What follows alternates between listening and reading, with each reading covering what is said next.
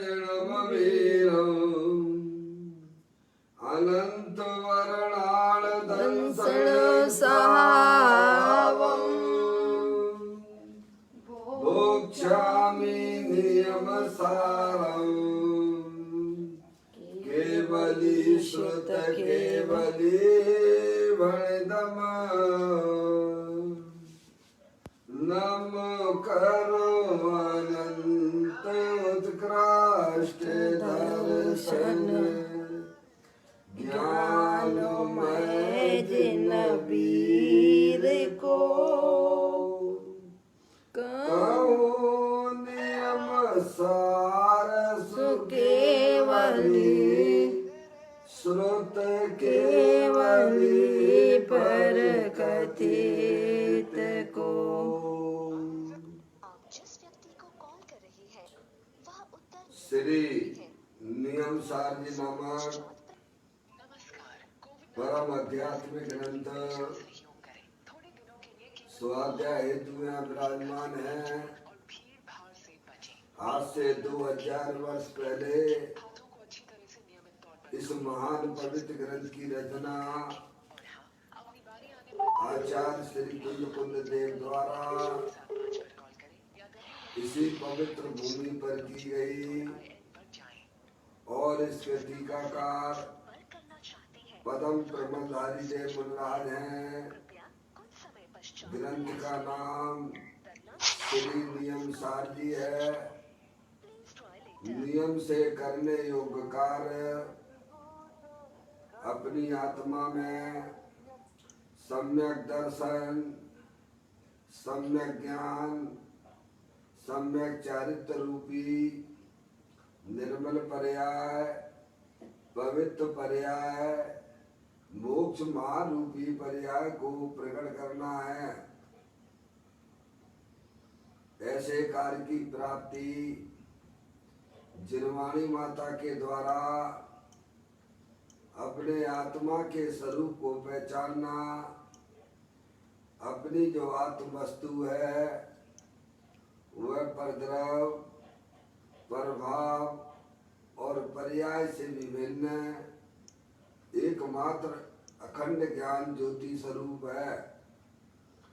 ऐसे गायक प्रभु परमात्मा का माँ जनवाणी माता के द्वारा परिचय करके तत्पश्चात शरीर रागादि ये सब कर्मकृत वस्तुएं हैं। इनका हमारे आत्मा के साथ में किसी भी प्रकार का कोई संबंध नहीं है। इस प्रकार सम्यक वेद ज्ञान पूर्वक शरीर राग आदि की रुचि छोड़कर अंदर में जो अखंड ज्ञान ज्योति स्वरूप भगवान आत्मा है उसमें ही अपनापन स्थापित करना, उसी को ही निज रूप से जानना और उसमें ही अपनी वर्तमान पर्याय को मग्न कराना, उसे ही अरिहंत परमात्मा ने उसे धर्म कहा है। उसकी चर्चा आचार्य भगवंतों ने, मुनराजों ने एक एक पापा रंजी का उठ ही नहीं रहा है। उसकी टीका और कलशों के माध्यम से हमें अपने आत्मा के स्वरूप को यहाँ पर समझाया है। देखिएगा, यह परम आध्यात्मिक ग्रंथ है जिसका नाम है श्री नियम सार जी, जिसके 7वें अधिकार की चर्चा हम और आप यहाँ पर कर रहे हैं। उस अधिकार का नाम है शुद्ध निश्चय प्राश्चित अधिकार, जिसके अंतर्गत 120वें नंबर की गाथा पूर्ण होने के बाद पदम प्रबंधधारी देव मुनराज ने जो कलश लिखे हैं उनकी चर्चा अपन कर रहे हैं। आप जिस व्यक्ति को कॉल कर रही है वह उत्तर नहीं दे रही है। कृपया कुछ समय पश्चात प्रयास करें। The person you're calling is not उसके विषय को समझने का मैं करना चाहिए। कलश का पाठ करते हैं। ये ध्यान है, ये ध्येय है और ये ध्याता जय जिनेंद्र। ये ध्यान का फल इस तरह की विकल्पों की जाल से जो मुक्त है श्रद्धेय है, ध्येय एवं ध्यान है, उस परम आत्म तत्व को मम नमन बारंबार है। पदम परमधारी देव महाराज यहाँ उस आत्मा के स्वरूप को बता रहे हैं, उस आत्मा को नमन कर रहे हैं, जिसके नमन करने मात्र से आत्मा की पर्याय में जो मोराग देश रूपी संसार रूपी पर्याय है उसका अभाव हो जाता है और पर्याय में मोक्ष मार्ग रूपी पर्याय की प्राप्ति हो जाती है।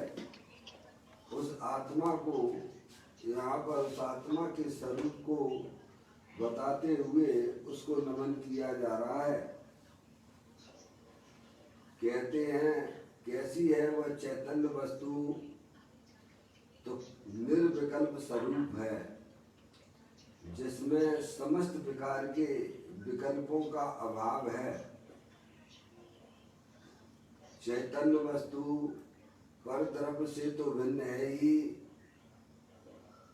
विभाग रूपी पर्यायों से तो भिन्न है ही, लेकिन जिसमें नए के विकल्प भी नहीं है।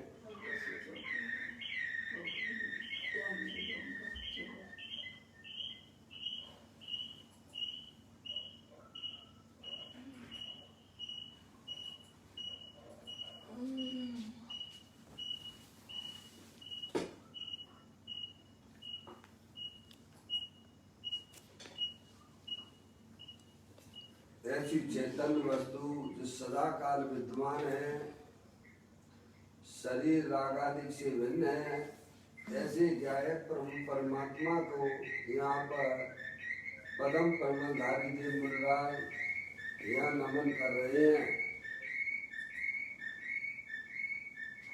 ये किसी का जूम पर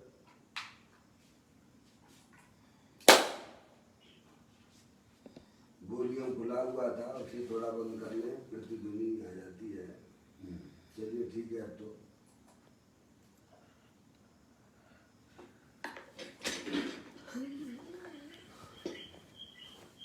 क्या कहते हैं पदम परमधारी देव महाराज कहते हैं यह ध्यान है, यह ध्येय है और यह ध्याता है।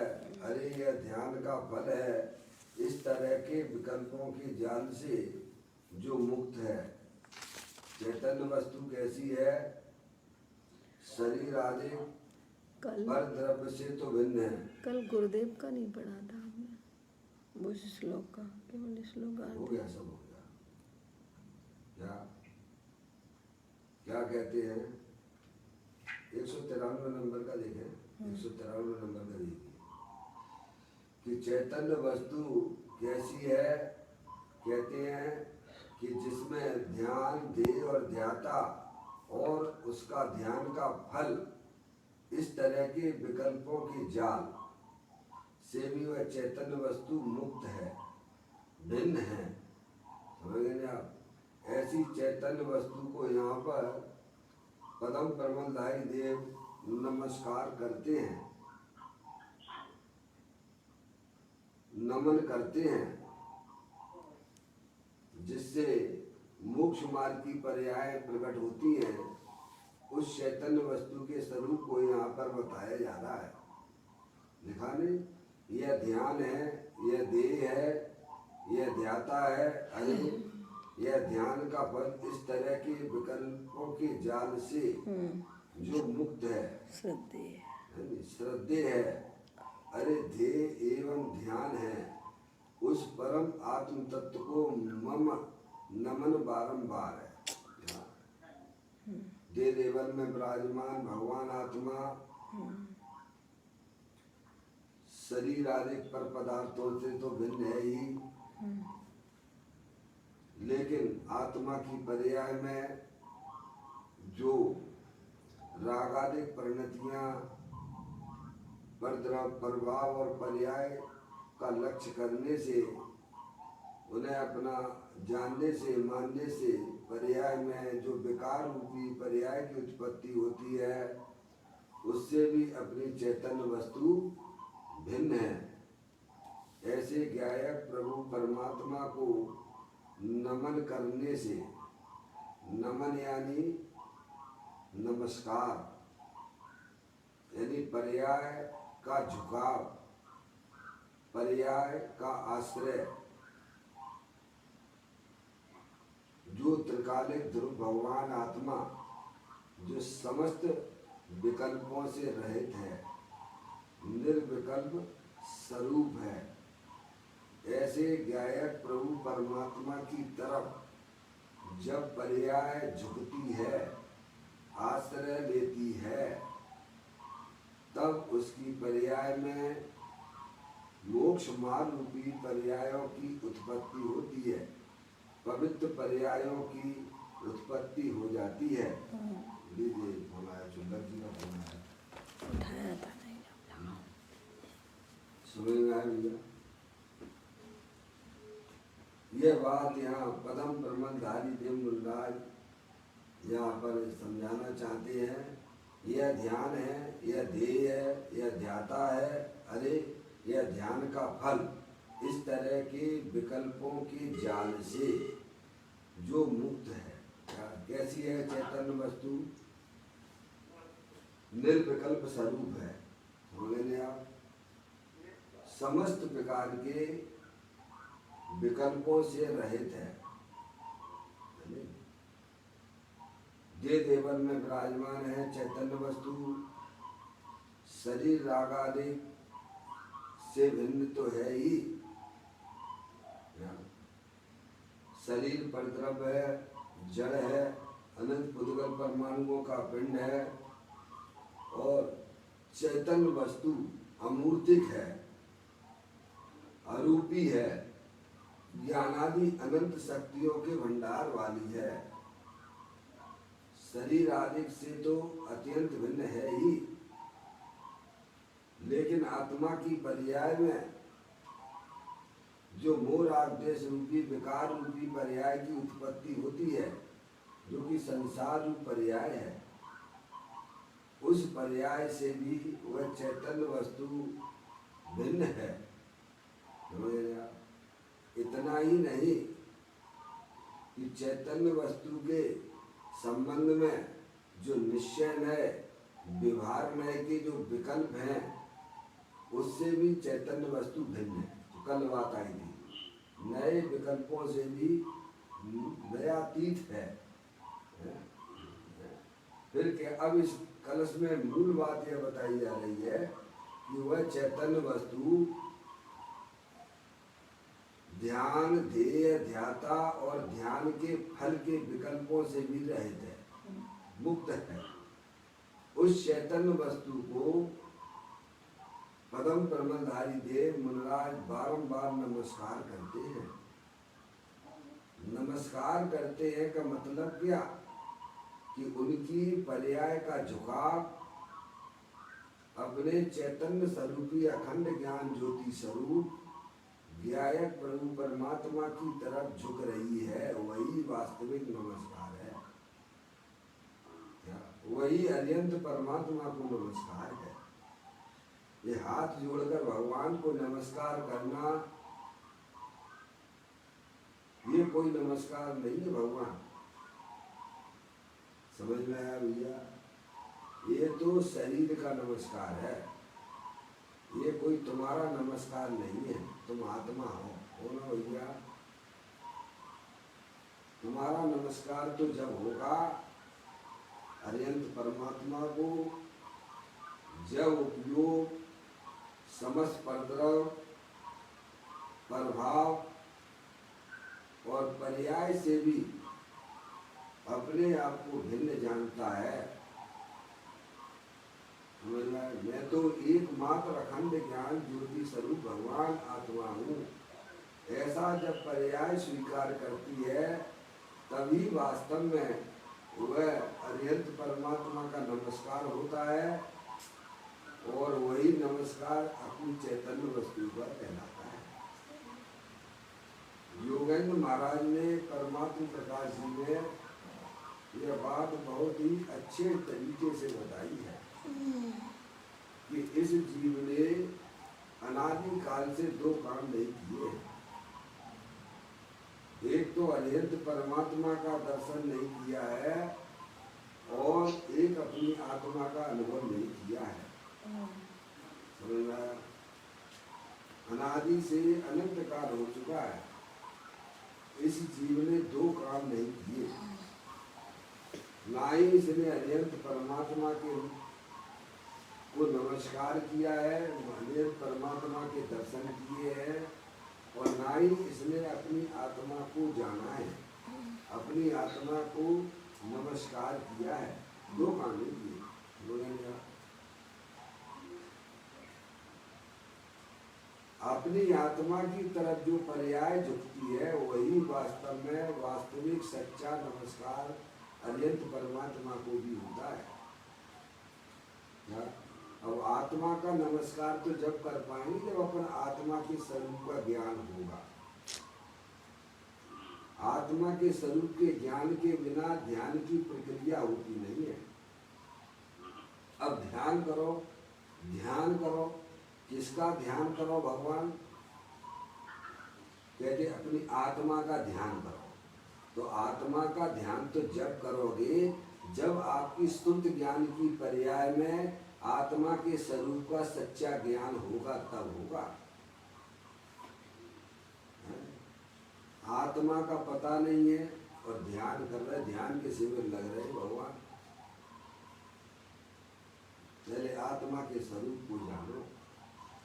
आत्म वस्तु जो है वह सदाकाल पर द्रव्यों से भिन्न है। शरीर आदि जितने भी चेतन अचेतन पदार्थ हैं उनसे अपनी चैतन्य वस्तु सदा काल भिन्न है और अपने ज्ञानादि अनंत शक्तियों सहित तीनों काल विद्यमान है, अरूपी है। एक बात। दूसरी बात, वह चैतन्य वस्तु आत्म वस्तु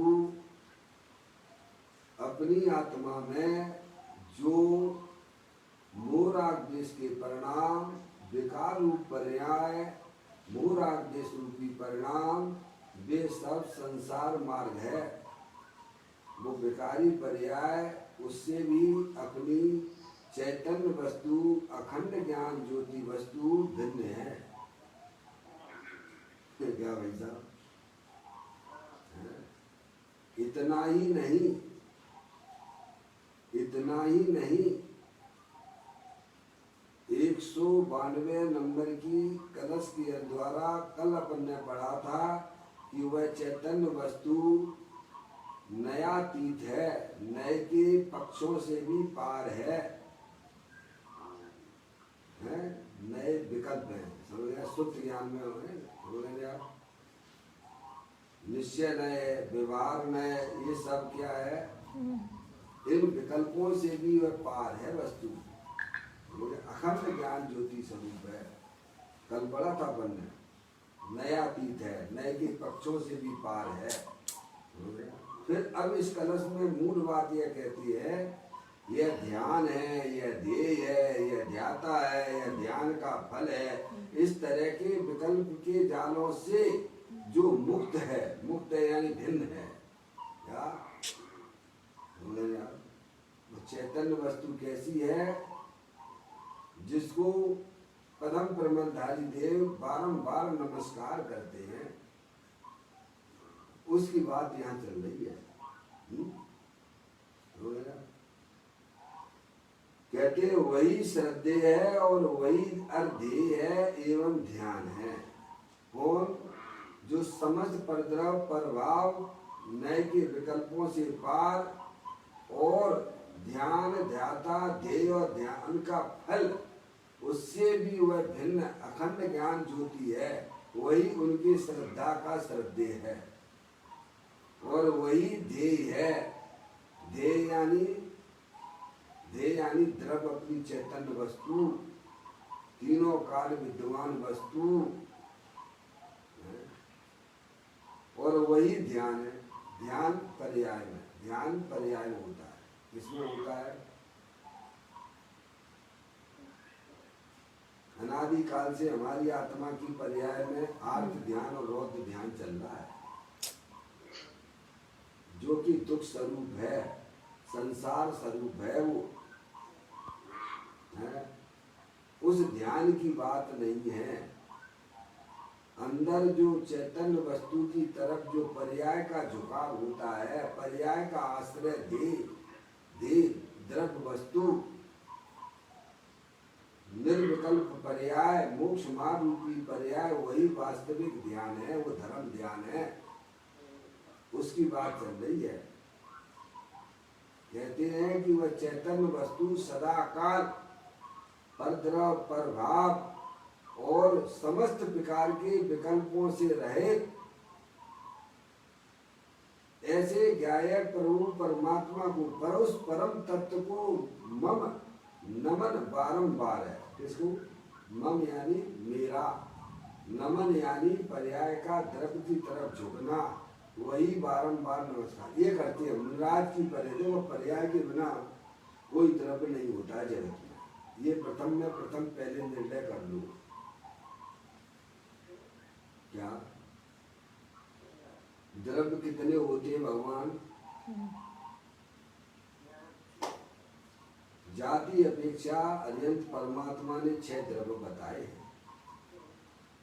एक जीव द्रव्य, एक पुद्गल द्रव्य, एक धर्म द्रव्य, एक अधर्म द्रव्य, एक आकाश द्रव्य और एक काल द्रव्य। जाति अपेक्षा 6 द्रव्यों की बात आगम में मिलती है।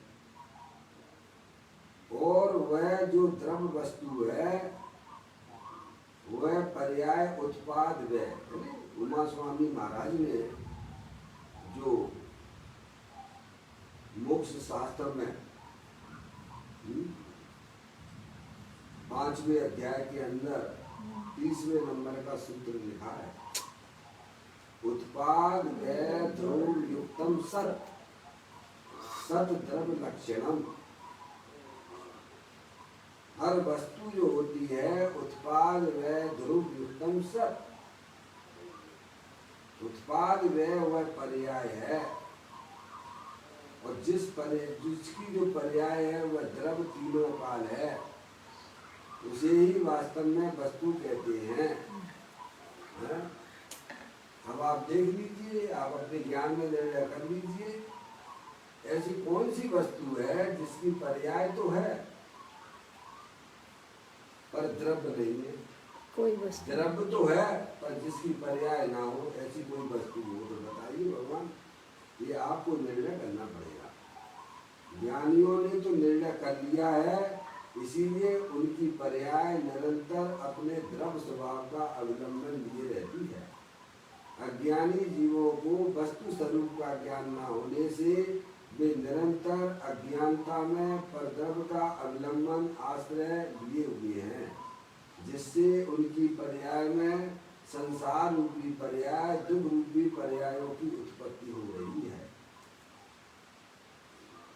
क्या भगवान अपने चैतन्य स्वरूपी भगवान आत्मा की जब तरफ पर्याय झुकती है, आश्रय लेती है, तब वह वास्तविक नमस्कार कहलाता है। वही पदम प्रबंधाई मुन्नाथ यही अपन को समझा रहे हैं।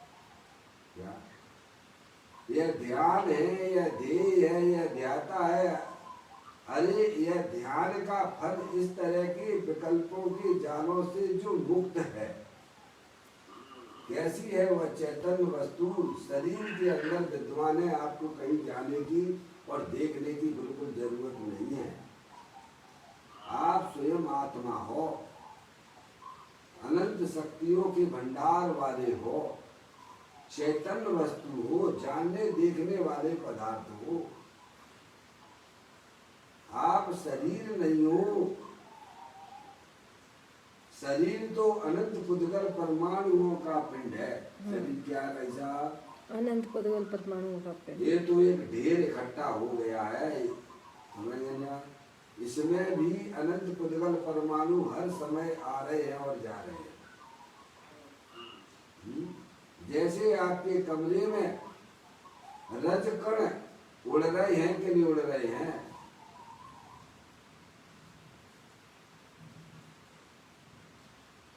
आपके कमरे में रजकण उड़ रहे हैं कि नहीं उड़ रहे हैं?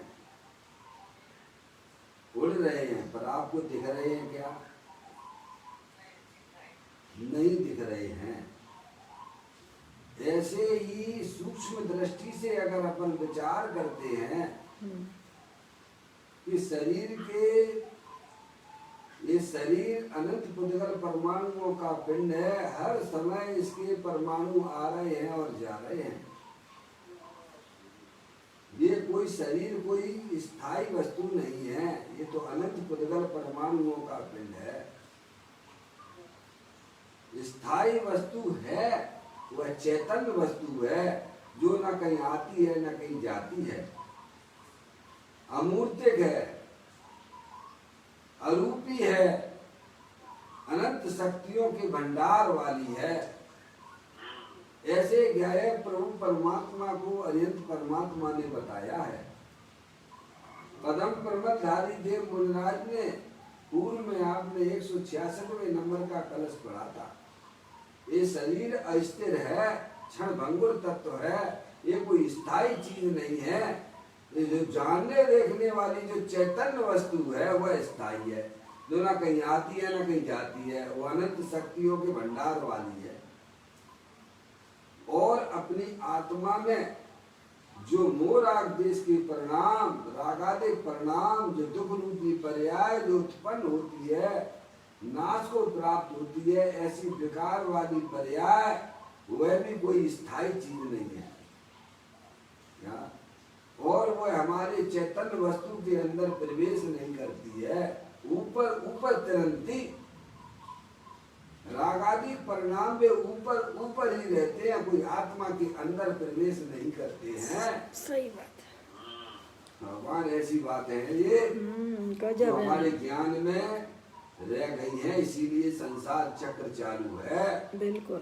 पर्याय को पकड़ना है तो किसको पकड़े? गए कोई बात। ये शरीर तो अनंत पुद्गल परमाणुओं का पिंड है। रागादिक परिणतियां भी क्षण भंगुर तत्व है, कोई स्थायी चीज नहीं है। इसमें अगर कोई स्थायी वस्तु है शरीर के अंदर तो वह अमूर्तिक प्रदेशों का पुंज, प्रसिद्ध ज्ञानादि गुणों का धारी अनादि निधन वस्तु व चैतन्य तत्व है, जो ना कभी उपजती है ना कभी नाश को प्राप्त होती है। ऐसी शाश्वत वस्तु उसको पहचान कर उसको अपने ज्ञान की पर्याय में निर्णय करके यानी उसको ही उसकी तरफ ही अपनी पर्याय का झुकाव बनाते हैं, तभी पवित्र पर्यायों की उत्पत्ति होती है, निर्मल पर्यायों की उत्पत्ति होती है। उसी को भगवान मोक्ष मार्ग कहते हैं।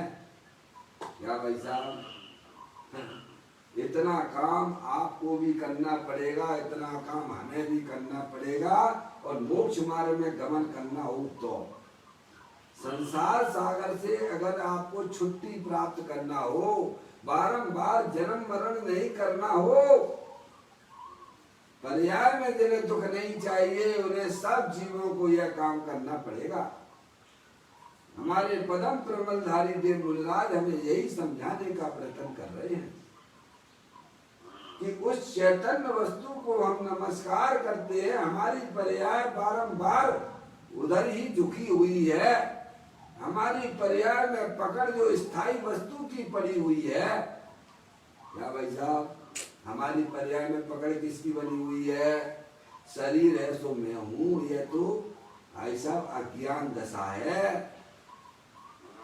मैं मनुष्य हूं, मैं स्त्री हूं, ये पर्याय में पकड़ संसार की है। मैं अखंड ज्ञान ज्योति स्वरूप भगवान आत्मा हूं। जब पर्याय में इस प्रकार की पकड़ हो जाती है तब समझ लेना चाहिए कि भाई साहब हमारा मोक्ष मार्ग में पदार्पण हो गया है। अब किसी भगवान से पूछने की जरूरत नहीं है, ये भगवान का ही संदेशा है। क्या हम तो काय काय की पकड़ बनाए हुए हैं। सुल्ला जी महाराज हैं, किस किस की पकड़ हमारी पर्याय में चल रही है कि नहीं है? बोलो। है? शरीर मेरा है, हमारी पकड़ द्रव्य में होना चाहिए, हमारी पकड़ द्रव्य में होना चाहिए। ये पर्याय का धर्म है। पर्याय में पर द्रव्य की पकड़ है, पर्याय में विकार की पकड़ है भाई साहब। भगवान की पूजा करते करते हमारा कल्याण हो जाएगा, 3 काल में ना होगा। समझ में आया? भगवान है? कितने भी अणुव्रत महाव्रत के ढेर लगा लो, अनंत बार लगा चुकी हो। एक बार नहीं, अनंत बार लगा चुकी हो। ग्रंथों के अंदर सब लिखा पड़ी है। मुनि व्रत धार अनंत बार ग्रहवक उपजायो, पहले आत्म ज्ञान बिना सुख लेस न पायो। तो मैं पर्याय में पकड़ काय की बनी भई है कि शरीर की पकड़ हुआ तो संसार मार्ग है। रागादिक पंगतियों की पकड़ है। पुण्य करते करते भगवान, अरे पाप करने वालों की बातें तो छोड़ दो, वे तो संसार में डूब ही रहे हैं। हिंसा, झूठ, चोरी, कुसीर, परिग्रह में जिनकी रुचि है वे तो संसार मार्गी हैं ही। जो इस आशा से बैठे हुए हैं कि भगवान हमारा कल्याण कर देंगे, वे भी संसार में डूबने वाले हैं।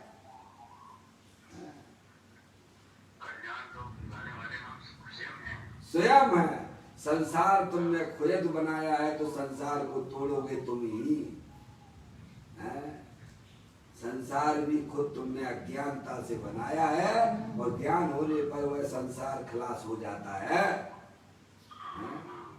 एकाकी एकत्व लिए सभी आते, तन धन को साथी समझाता पर इसे सोच चले आते। भाई साहब, मैं तो एक शुद्ध सदा रूपी ज्ञान दृढ़ हूँ यथार्थ से, कुछ अन्य वो मेरा नहीं, परमाणु मात्र नहीं है। पहले हो भाव से नग्न और फिर हो द्रव्य से नग्न और फिर होता है भावलिंग। ऐसा कोई मोक्ष मार्ग है? भाव से नग्न तो हुए नहीं, द्रव्यलिंग हो गया। भाई साहब कहेगा एक परमाणु मात्र भी मेरा नहीं है, मैं तो एक शुद्ध सदा रूपी ज्ञान दृढ़ हूँ यथार्थ से, कुछ अन्य वो मेरा नहीं। ऐसा आचार्य कुल देव ने समय साल की 38वें नंबर की गाथा में कहा है। आप पढ़ लीजिएगा। पर्याय में पकड़ द्रव्य अपने चैतन्य स्वरूपी भगवान आत्मा, जो सदा काल पर द्रव्य पर भाव और पर्याय से भी भिन्न, समस्त प्रकार के विकल्पों से रहित, ऐसे चैतन्य वस्तु की जब तक नहीं होती है तब तक मोक्ष के दरवाजे तो नहीं खुलते हैं। समझ में आया भैया? मोक्ष महल की प्रथम सीढ़ी या विज्ञान चरिता। जब पर्याय में द्रव्य की पकड़ होती है, अपने चैतन्य द्रव्य की पकड़ होती है, तब मोक्ष के दरवाजे खुल जाते हैं उसके लिए और संसार के दरवाजे बंद हो जाते हैं। क्या भाई, इसमें कोई कुछ कर नहीं सकता है। एक द्रव दूसरे द्रव का कुछ नहीं कर सकता है। दोनों के बीच में एक बहुत बड़ी अत्यंता भाव की दीवार है। ये बात यहाँ पर पदम प्रमलधारी देव मुनिराज हमें समझाने का प्रयत्न कर रहे हैं। क्या यह ध्यान है, यह ध्येय है, यह ध्याता है? अरे यह ध्यान का फल इस तरह के विकल्पों की जाल से जो मुक्त है, चैतन्य वस्तु है।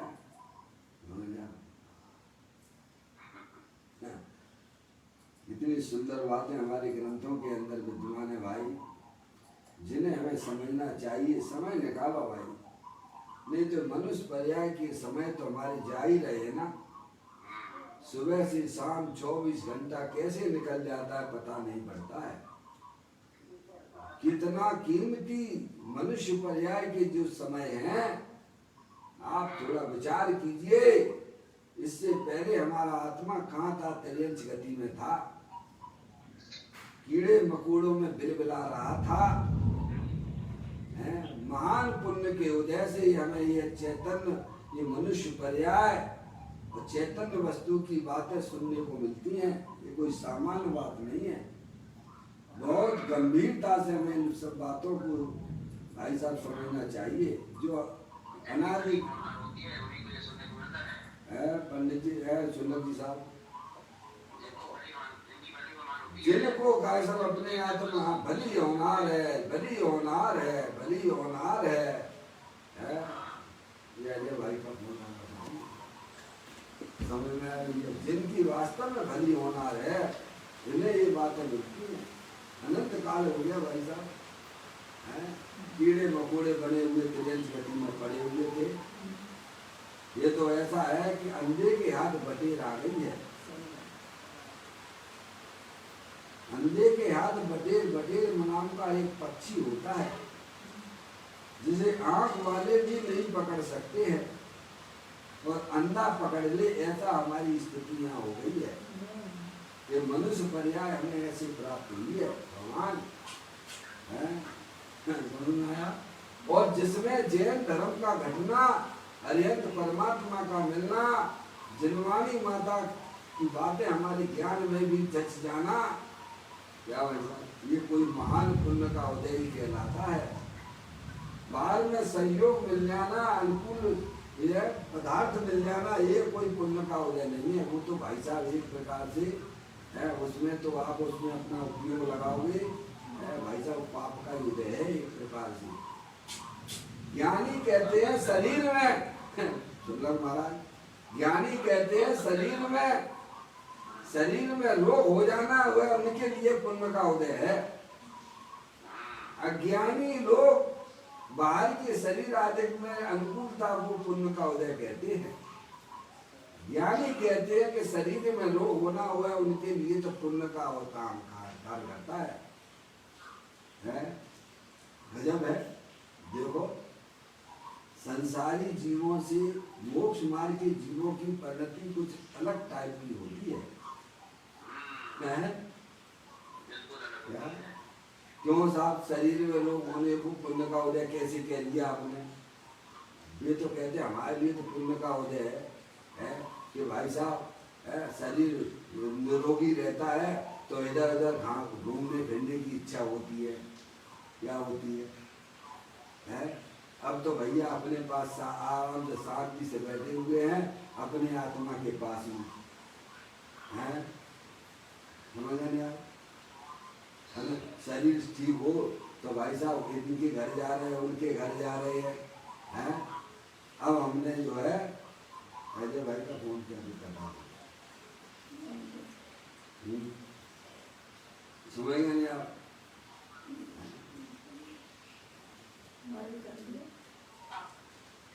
क्या भाई बड़ी सुंदर बात बताते हैं। मोक्ष मार्ग जीवों की परिणति संसारी जीवों से विपरीत रहा करती है। संसारी जीव जो है निरंतर निरंतर निरंतर पंच इंद्रिय के विषयों में अपने उपयोग को लगाते हैं और ज्ञानी जीव वही पर्याय को अपने द्रव्य स्वभाव में लगाते हैं उपयोग को। बोलो हो गया कि नहीं? विपरीत उल्टा काम हुआ कि नहीं? वे लगा रहे संसारी जीव परद्रव्यों का लक्ष्य कर करके निरंतर अपनी पर्याय में आर्थ ध्यान और रौद्र ध्यान दुख रूपी पर्याय कर रहे हैं। वही उपयोग वो अपने ज्ञाय प्रभु परमात्मा को समझकर अपने ज्ञाय प्रभु परमात्मा में लगा रहा है। निरंतर उसकी पर्याय में पवित्र पर्यायों की उत्पत्ति हो रही है। आचार्य कुंकुम देव ने 186वें नंबर की गाथा में हमें यही समझाया है, जो शुद्ध जाने आत्म को वह शुद्धता को प्राप्त हो।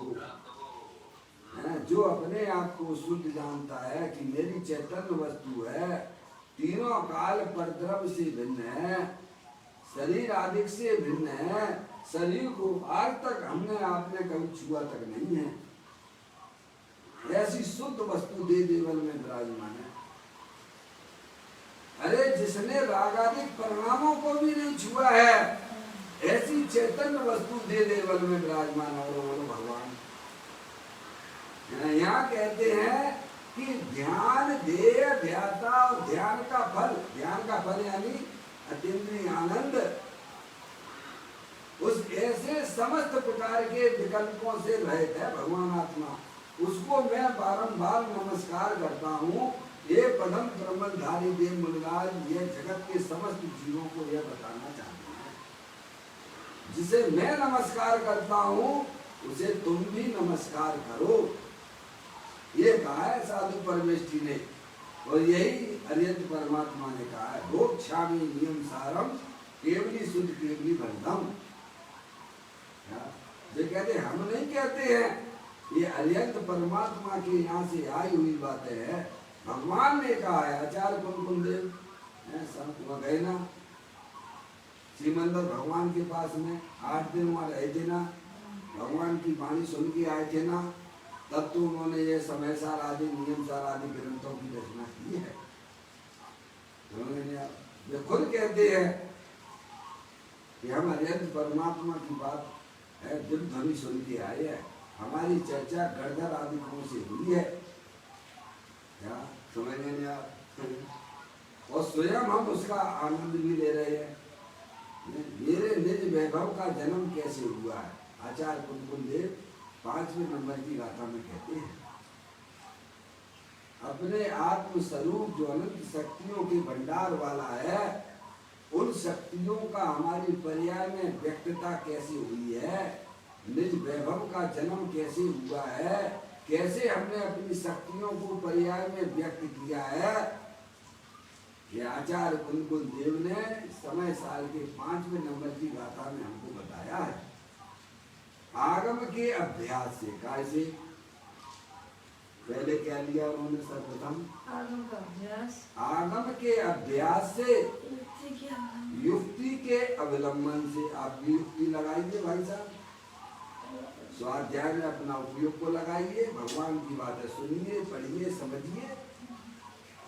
अगर आपको अपना वैभव जो अनंत शक्तियों के भंडार वाला है, जिसमें अनंत शक्तियां हैं भाई साहब, ज्ञान शक्ति है, चित्त शक्ति, दृष्टि शक्ति, ज्ञान शक्ति, प्रबोध शक्ति, विभोध शक्ति, वीर शक्ति, ऐसी अनंत शक्तियों का पिंड भगवान आत्मा है, चेतनेश्वर है, जो पर द्रव पर भाव और पर्याय से भी भिन्न अखंड ज्ञान ज्योति स्वरूप है। श्रीमद राजचंद्र जी भी यही कहते हैं, जे स्वरूप समझे बिना पामे दुख अनंत, समझाऊं ते पद नमू श्री सदगुरु भगवान है भाई साहब।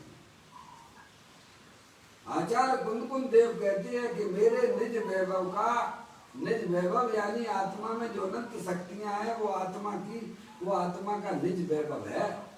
ये बाहर की संपत्ति हमारी संपत्ति नहीं है, वो तो जड़ है, और वह संपत्ति वास्तव में कोई संपत्ति नहीं, वो मूल में कोई वस्तु नहीं है, वह तो अनंत पुद्गल परमाणुओं का पिंड है। नहीं है तो आप निर्णय करो, आप ज्ञान की पर्याय में निर्णय करो। रुपए नाम की कोई वस्तु है, सोना नाम की कोई वस्तु है, मकान नाम की कोई वस्तु है, अरे बोलो ना भगवान है। पहले भाई साहब अपन जो है 1000 रुपए और 500 रुपए को जोड़ जोड़ के मरे जा रहे थे। 1000 का नोट चलता था ना पहले, खूब पहले उसके पीछे पीछे भागा करते थे। कौन से नोट के पीछे? 1000 रुपए के नोट के पीछे। मोदी साहब ने बोल दिया कि भाई साहब वो नोट नहीं चलेगा। अब तुम उसको रखना क्या, समझ गए नहीं आप, उसे देखना भी पसंद नहीं करते हो, समझ गए नहीं आप। देखो तो हमारी कैसा पागलपन हो रहा है। अब 2000 का नोट चलेगा, अब 2000 के पीछे भाग रहे हो, फिर कल जो है भाई साहब फिर घोषणा ही कर दी जाएगी। अरे उसकी हकीकत को तो जानो। रुपया नाम की कोई वस्तु नहीं है, सोना नाम की कोई वस्तु नहीं है, वह तो अनंत पुद्गल परमाणुओं का पिंड है। क्या है वो?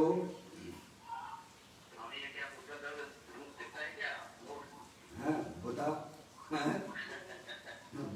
कोई विचार नहीं है, निर्विचार होकर दौड़ लगा रहा है संसार में, निर्विचार होकर, निर्विचार होकर भागे जा रहे लोग। 24 घंटे कहाँ भाग के जाओगे ये बताओ। अरे लोकाकाश के पदार्थ हो, लोकाकाश में रहोगे, भगवान दौड़ धूप बंद करो, अपने चैतन्य स्वरूपी भगवान आत्मा को समझो। जहाँ दौड़ लगाना चाहिए वहां तुम जाते ही नहीं हो, उसे समझते ही नहीं हो। आज किसी के पास में टाइम नहीं है, सब व्यस्त है, व्यस्त है। काय में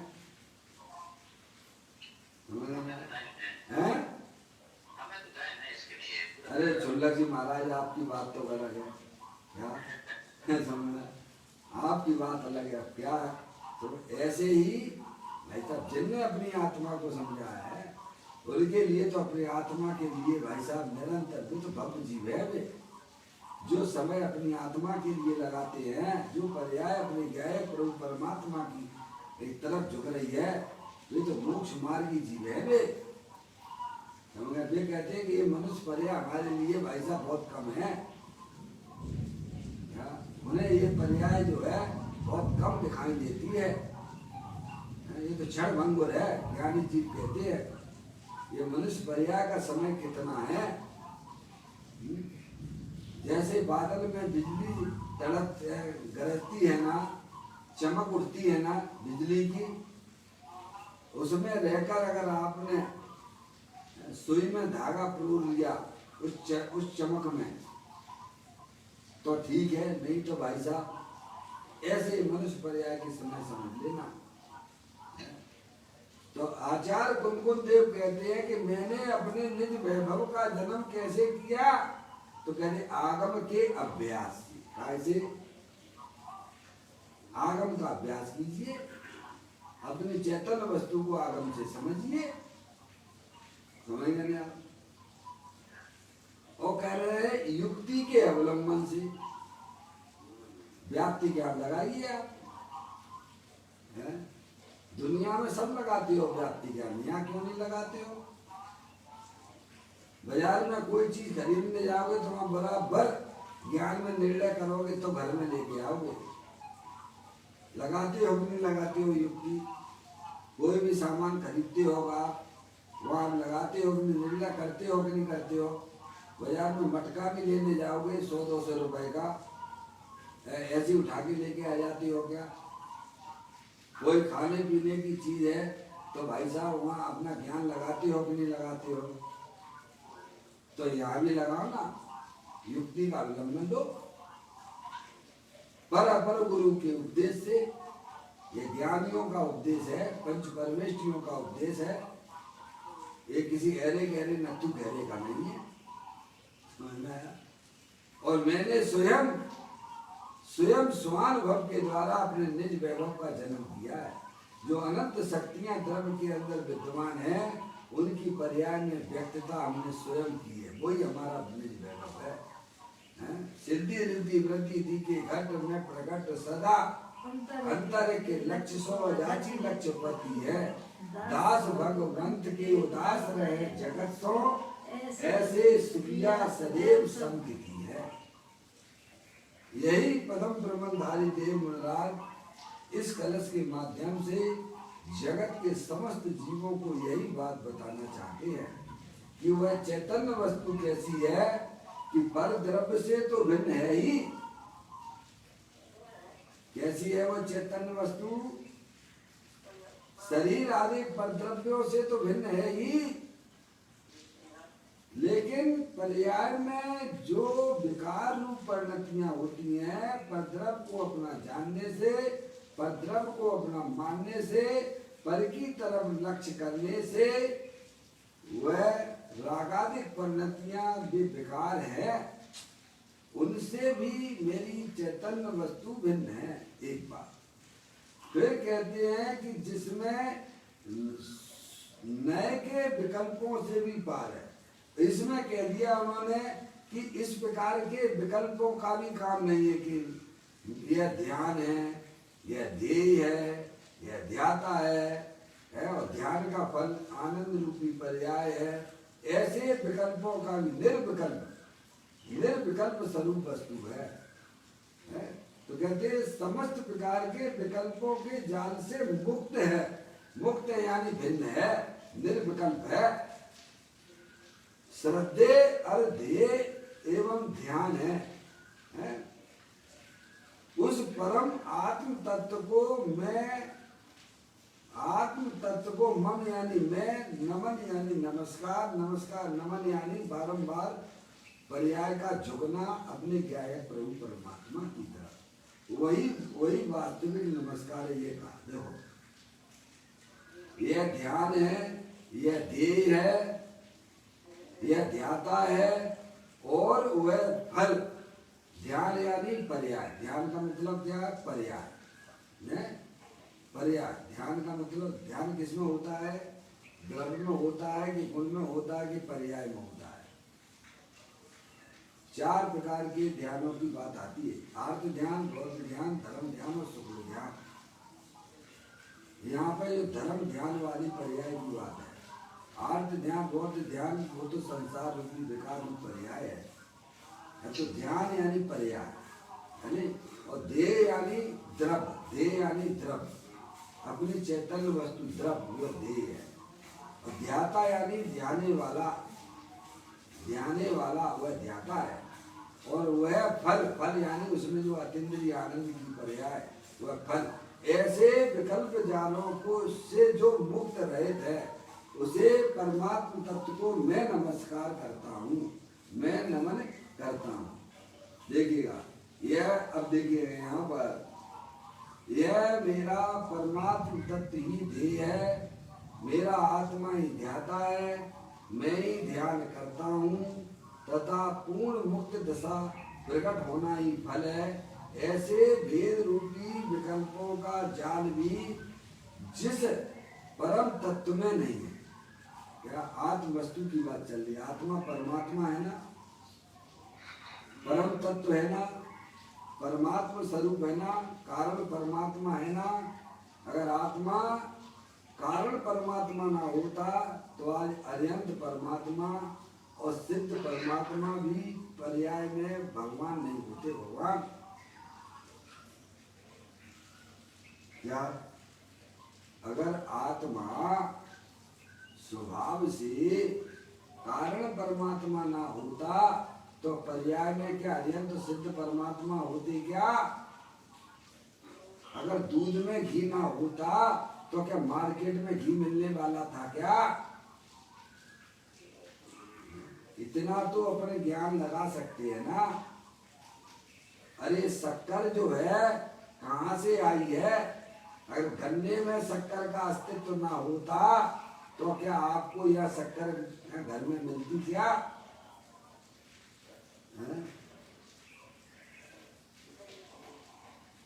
अगर आत्मा स्वभाव से कारण परमात्मा ना होता तो पर्याय में क्या अरिहंत परमात्मा सिद्ध परमात्मा होते? अरे आपके कमरे में जो प्रकाश आ रहा है वह प्रकाश कहाँ से आ रहा है?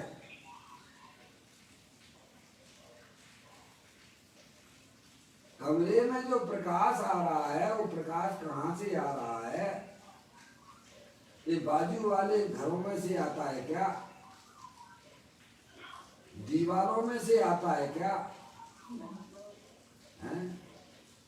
अंदर जो इलेक्ट्रिक पावर हाउस उसको देखिए, उस पर अपनी दृष्टिपात कीजिए। अंदर जो वायर गया हुआ है वो उसका कनेक्शन कहाँ पर है? भाई साहब ऐसी व्याप्ति ज्ञान लगाइए। कि उसका संबंध तो इलेक्ट्रिक पावर हाउस से है, उसमें से आ रहा है। ऐसे ही अरिहंत परमात्मा और सिद्ध परमात्मा की पर्याय में जो परिपूर्ण आनंद की प्राप्ति हुई है तो किसमें से हुई है? तो कहती कारण परमात्मा में से हुई है। जिनकी दृष्टि कारण परमात्मा के ऊपर लगी हुई है, जो कारण परमात्मा रूप को मैं रूप से स्वीकार किए हुए है, जिनकी पर्याय में पकड़ अपने कारण परमात्मा की है, उसमें से वे शक्तियां व्यक्त हो रही हैं। क्या अब इतना धर्म इतना सरल है भाई साहब, त्रियंच गति के जीव तो कर लेते हैं ये काम, नार की जीव भी कर लेते हैं, फिर मनुष्यों को तकलीफ क्यों? बोलो, चारों गतियों में सम्यक दर्शन सम्यक ज्ञान होता है कि नहीं होता है? और सम्यक दर्शन सम्यक ज्ञान होता है तो पर्याय का झुकाव अपने द्रव्य स्वभाव की तरफ होता है कि पर्याय का झुकाव पर द्रव्यों की तरफ होता है? पर्याय में सम्यक दर्शन सम्यक ज्ञान की जब उत्पत्ति होती है तब पर्याय का झुकाव किधर होता है?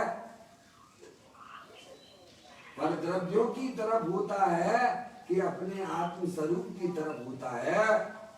वैर मुक्ता से होता है कि अंतर मुक्ता से होता है? भगवान ये तो बता दो। पर द्रव्य भिन्न आप में रुचि सम्यक भला है, आप रूप को जान पनो सो सम्यक ज्ञान कला है। आप रूप में लीन रहे थे सम्यक चारित सोई। अब बताइए पर्याय का झुकाव किधर है? चुल्लम महाराज जी साहब, बस समझ में आया भाई साहब। मैं तो अनादि अनंत एक रूप रहने वाली चैतन्य वस्तु हूँ। मैं स्त्री नहीं हूँ, मैं मनुष्य नहीं हूँ, मैं शरीर ही नहीं हूँ, मैं रागी देशी वाली पर्याय वाला भी नहीं हूँ। मैं तो एकमात्र अखंड ज्ञान ज्योति स्वरूप है। जो पर्याय अपने त्रिकालिक दुर्भगवान आत्मा की तरफ झुकती है वही वास्तविक सच्चा नमस्कार होता है। ऐसे परम प्रबलधारी देव मुनिराज हमें यही समझाने का प्रयत्न कर रहे हैं। कहते हैं ऐसे भेद रूपी विकल्पों का जाल भी जिस परमात्म तत्व में नहीं है, अरे शरीर तो आत्मा में है ही नहीं, रागादिक परिणतियां भी जो विकार रूप से विद्यमान है उनका भी मेरे आत्म स्वरूप के अंदर प्रवेश नहीं है। क्या? और जो आत्मा के है भाई साहब, ये विकल्प, मैं आत्मा हूँ, मैं ज्ञान हूँ, मैं ध्यान हूँ, मैं ध्याता हूँ, ऐसे विकल्पों का भी जिसमें प्रवेश नहीं है, विकल्प सब ऊपर ऊपर तरंती हैं, वे कोई हमारे आत्मा के अंदर प्रवेश करते नहीं है। ऐसे गायक प्रभु परमात्मा को परम प्रमदधारी देव मुनिराज नमस्कार करते हैं, जो हमें भी वही करने योग्य है। जो बड़े लोग करते हैं तो छोटे लोगों को भी उनका अनुकरण करना चाहिए। क्या भाई साहब? कहते हैं ऐसे भेद रूपी विकल्पों का जाल भी जिस परमात्म तत्व नहीं है, उस सहज परमात्म तत्व को मैं नमस्कार करता हूँ। भैया ये नमस्कार करो भगवान, अपने पर्याय को ऐसी बढ़िया सुंदर व्यवस्था में लगा दीजिए कि जिसमें परद्रव, प्रभाव और पर्याय का भी लक्ष्य छूट जाए। सबको इग्नोर करना सीखिएगा, नजरअंदाज करना सीखिएगा। है भाई साहब, ऐसी पर्याय में व्यवस्था होना चाहिए। पर्याय को भी नजरअंदाज करे। पर्याय परद्रव्य से तो उसे कोई लेना देना नहीं है। अभी तो हमारे पर्याय में निरंतर ये मेरा घर है, ये मेरा लड़की है, ये मेरा शरीर है भाई साहब, अभी तो उसी में लगी हुई है, उसी की चौकीदारी में लगी है। किसमें? हमारी पर्याय किसकी चौकीदारी कर रही है भाई साहब? जो अपनी चीजें नहीं, जो अपनी चीज नहीं है पराई चीज में अपनापन स्थापित किए हुए है। भाई की चौकीदारी करता हैं भाई साहब उसी की चौकीदारी में लगी है। ज्ञानियों की पर्याय में वेद ज्ञान की ज्योति जली हुई है। वे कहते हैं कि शरीर तो मेरे आत्मा के अंदर प्रवेश करता नहीं है, अरे विकार रूपी परिणति भी हमारे आत्म स्वरूप के अंदर प्रवेश नहीं करती है। वे कहते हैं कि नए के विकल्प भी हमारे आत्म स्वरूप के अंदर प्रवेश नहीं करती हैं। अरे समस्त प्रकार के 4 प्रकार के जो विकल्प हैं, मैं ध्यान हूँ, मैं ध्याता हूँ, ये ज्ञाता हूँ, है, और ये जो आनंद रूपी पर्याय समझ लिया, उसका फल ध्यान का फल क्या है? आत्मा के ध्यान का फल आनंद है। वह भी मेरी आत्म स्वरूप के अंदर प्रवेश करता नहीं है। ऐसी चैतन्य वस्तु को मैं नमस्कार करता हूँ। चैतन्य गुफा में मुनवर बसते, अनंत गुणों में केली करते, एक ही भाव न भाए मन में मधुबन में, होली खिले मुन राज से घर बन में, अकेले बन में मधुबन में। ये सब काम अंतर्मुखी उपयोग के द्वारा होता है, समझ गया? बाहर से पर्याय का सब तरह से नाता टूट जाता है। शरीर रागादिक विकल्पों से भी नाता तोड़ देती है। एकमात्र अपने चैतन्य स्वरूपी भगवान आत्मा से जहाँ नाता जुड़ जाता है, वहीं से मोक्ष के दरवाजे खुल जाते हैं। उसी को भगवान ने मोक्ष मार्ग कहा है। और वही पर्याय अंदर में बढ़ोतरी करती हुई केवल ज्ञान और मोक्ष रूपी पर्याय को प्राप्त कर लेती है। इस प्रकार से पदम तरमल भारतीय मुनराज ने अपने आत्मा को निरंतर अपनी पर्याय का झुकाव द्रव्य की तरफ होता हुआ वे नमस्कार कहते हैं। हमें भी ऐसा नमस्कार करने योग्य है। इस प्रकार से यह कलश को पूरा करते हैं। कल फिर एक नए कलश के साथ में चैतन्य का स्मरण प्रति क्षण करो रे, भव के अनंत दुख को पल में हरो रे, अक्षय अनंत निज शोक निदान पाओ, गाओ अरे नित इसी के गीत गाओ। 9 बार नमो कर मंत्र।